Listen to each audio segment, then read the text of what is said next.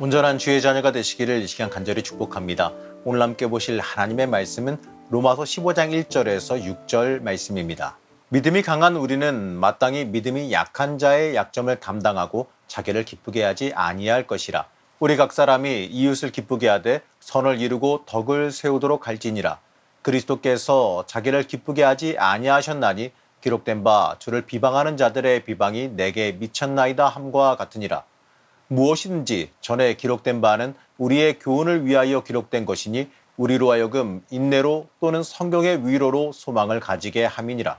이제 인내와 위로의 하나님이 너희로 그리스도 예수를 본받아 서로 뜻이 같게 하여 주사 한 마음과 한 입으로 하나님 곧 우리 주 예수 그리스도의 아버지께 영광을 돌리게 하려 하노라. 오늘 우리가 함께 읽은 이 말씀은 그리스도께서 보여주신 신앙의 모범과 또 그것에 일치된 삶이 무엇인지에 대해서 말해주고 있습니다. 사도 바울은 이 부분부터 이 그리스도께서 보여주셨던 신앙의 모범을 이 로마 교회와 이 시대를 신앙인으로 살아가고 있는 우리에게 제시해주고 있습니다.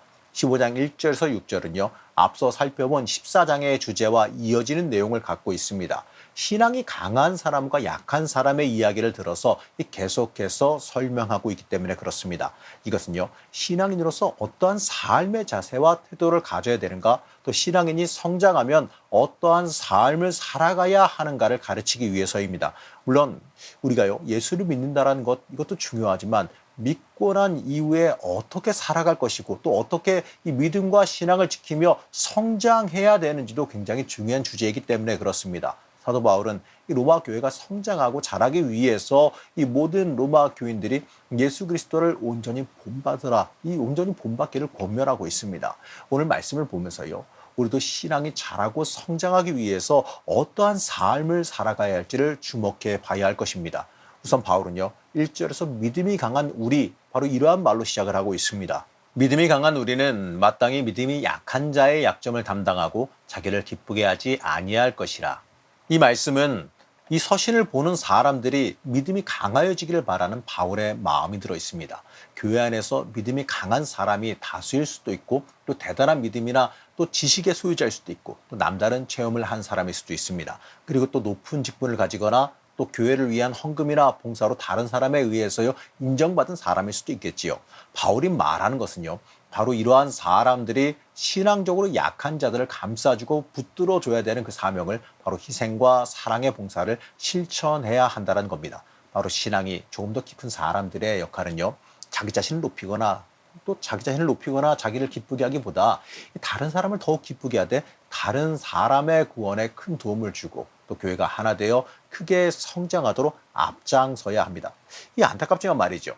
이 교회 안에서의 분란이나 분쟁은요, 이 언제나 이 신앙이 강한 사람들, 신앙이 강하다 판단되어지고 또 믿음이 있다고 하는 사람들이 자신들이 좋게 여기는 것만을 또 이 다수의 높은 직분으로 또 숫자로 혹은 자신들의 재력이나 이 공헌도를 내세워서 마음대로 하려고 할 때 발생합니다.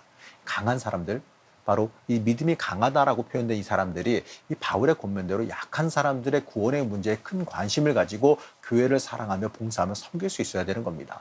그것이 주님께서 우리에게 바라시는 것이기 때문에 그렇습니다. 항상 선자는 넘어질 것을 조심해야 된다. 이런 말씀을 우리가 잊지 말아야 됩니다. 신앙이 성장하고 자라고 높아진 사람들.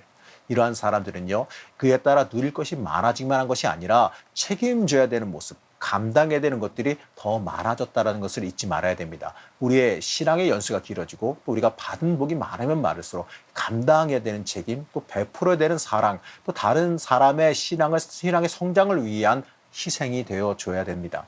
이러한 사명을 감당하는 것이 하나님께서 우리에게 바라시는 모습임을 잊지 마시기 바랍니다. 은혜와 복을 주어서 하나님의 사람으로 성장시켰으면요. 거기에 따른 역할 감당하기를 하나님께서 원하신다는 겁니다. 우리는 받은 복을 기억하면서 그에 합당한 성장한 모습을 보여줘야 됩니다. 바울은 2절에서 선과 덕을 강조해서 말합니다. 우리 각 사람이 이웃을 기쁘게 하되 선을 이루고 덕을 세우도록 갈지니라. 여기서 말하는 선은 도덕적인 의미의 유익보다는 이 구원에 도움을 주는 것을 의미하고 또 덕을 세우는 것도 이 도덕적인 수양을 쌓는 것도 아니라 이 신앙 공동체, 즉 교회가 세워지도록 하나님의 교회가 이루어지도록 하는 것을 뜻합니다. 우리가 신앙인으로서 다른 사람들이 하나님을 만나게 하는데 도움을 주는 일과 또 하나님을 위한 공동체인 교회가 세워지도록 힘쓸 수 있어야 됩니다. 우리는 교회를 세우는 사람, 교회를 위하는 자녀들이 되어줘야 됩니다. 그럴 때에 하나님의 마음에 합하여져서 축복의 삶을 살아가게 될 것을 여러분 잊지 마시기 바랍니다. 그러면서 3절에서는요. 하나님의 참된 종의 태도를 말하고 있습니다. 그리스도께서도 자기를 기쁘게 하지 아니하셨나니 기록된 바 주를 비방하는 자들의 비방이 내게 미쳤나이다 함과 같으니라. 여기서 말하는 주를 비방하는 자들의 비방이 내게 미쳤나이다 라고 하는 말씀은 당시 유대인들 사이에서 하나님 앞에서 행하는 기도문의 일부였습니다. 이 의미는요. 사람들이 하나님에 대항하여 퍼붓는 비방과 반항을 믿는 자들이 뒤집어 써야 된다는 뜻이에요. 하나님께 대한 비방과 그 반항을 믿는 자들은요. 자신들의 고난으로 받아들여야 된다는 사실입니다. 바울은 이 말씀을 이 예수의 생애와 고난에 연결시키고 있습니다. 그러면서 이 그리스도가 자기 자신을 기쁘게 하지 않으셨다라는 것을 말씀하지요. 그리스도가 사람 가운데에서 가장 멸시받는 인간이 된 것도요. 하나님을 기쁘시게 하려는 의미였다는 것을 말하면서 또 예수 그리스도를 믿는 그리스도인들이라면 예수 그리스도를 따라 살아가야 되는 그리스도인이라면 특히 믿음이 강한 사람이라고 자부하는 사람들이라면 당연히 예수님의 모범을 따라가야 한다라고 말합니다. 바울은 강력하게 주장하는 것이 있는데 바로 그것이 무엇이냐면 예수 그리스도를 닮아가라는 것 그것이 아니라 그리스도께서 보여신 삶과 일치되는 삶을 살아가라입니다. 이것은요 비슷한 것 같지만 어머니 다른 말이지요. 닮아가는 것은요 그냥 비슷하게 흉내만 내고 살아가도 되는 겁니다. 이 말은 어느 정도 사정을 좀 줘도 된다는 얘기죠. 하지만 일치되는 삶은요 우리에게 비슷하기만 해서는 안 된다는 것을 뜻합니다. 어느 정도만 드리고 나머지는 내가 가져도 된다 이것이 아니라 온전히 하나님 앞에 내 인생을 다 드려야 된다는 것을 뜻합니다. 중요한 것은요 그리스도께서 이 땅에 살아가신 그 모습 가신 그 말씀이 우리가 지켜야 되는 모범이라는 거죠. 그 길이 예수님께서 가신 그 길이 하나님께서 우리를 기뻐 받으시는 모습이기 때문에 그렇습니다. 또한 바울은 5절에서 이렇게 말씀합니다. 이제 인내와 위로의 하나님이 너희로 그리스도 예수를 본받아 서로 뜻이 같게 하여 주사. 바울이 교회에 바라는 것은 서로 하나님을 향한 뜻을 같이 하라 바로 이것입니다. 교회와 교회에 속한 모든 그리스도인들은요 서로를 사랑하고 하나의 교회를 이루는데 그 목표를 같이 둬야 됩니다.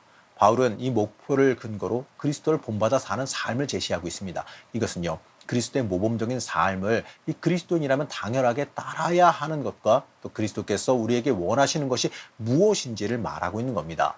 이 성경에서 가르치고 있는 모든 행위의 가장 중요한 기준은 모든 행위가 이 그리스도의 뜻과 일치하느냐, 이 그리스도 안에서 이루어진 것이냐 바로 이것입니다. 우리가 이 땅에서 살아가는 삶의 기준은요 바로 예수님 따라가는 삶이지요. 그와 일치하는 삶을 살아가기를 소망해야 됩니다. 그 삶을 목표를 가지고요 하나님의 교회를 우리가 이루어가며 살아갈 수 있어야 됩니다. 우리가 그 길이 하나님께서 오늘 우리에게 요구하시는 뜻이라는 겁니다.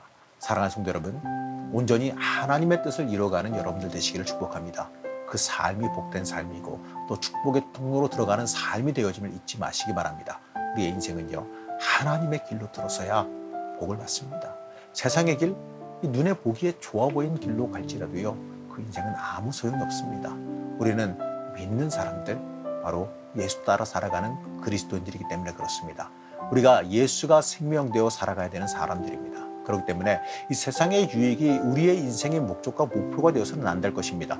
우리의 목표와 목적은요 예수 따라가는 것, 예수님께서 인정해 주시는 삶, 예수님께 인정받는 삶을 살아가는 것입니다. 그리고 예수님께서 원하시는 삶, 예수님께서 함께 하시는 삶을 우리가 살아가게 되어진다면 우리가 이 땅 살아가면서 뭐가 걱정이 되고 뭐가 문제가 되겠습니까?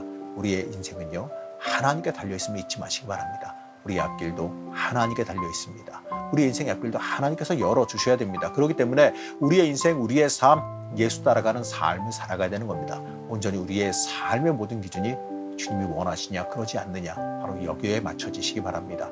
예수 따라가며 복음 순종하며 참된 축복의 통로로 들어가시는 여러분들이 되시기를 제가 간절히 축복합니다. 우리의 주인 되시는 하나님 앞에 철저히 순종하며 살아가기를 원합니다.